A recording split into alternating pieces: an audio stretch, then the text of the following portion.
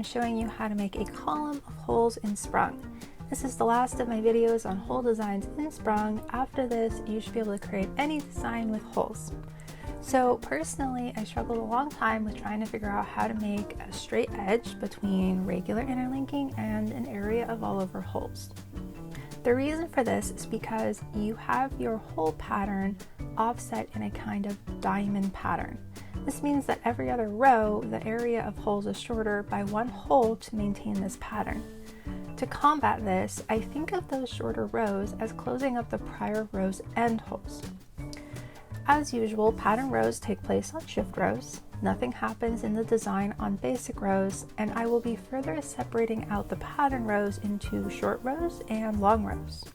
This refers to the length of the area of holes.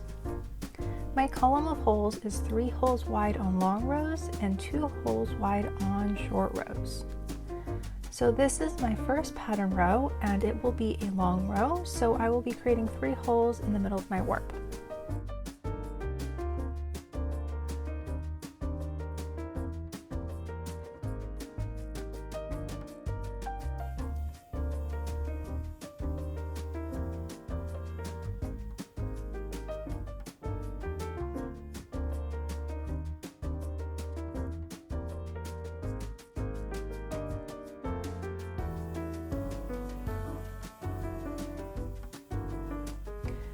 Perform a basic row as usual.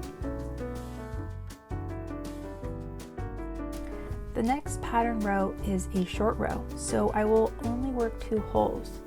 Do this by working normal 1-1 interlinkings until you have 1 thread remaining before the first hole, and then perform a 1-2 interlinking by picking the back thread just to the right of the hole and dropping the front threads positioned on either side of the hole.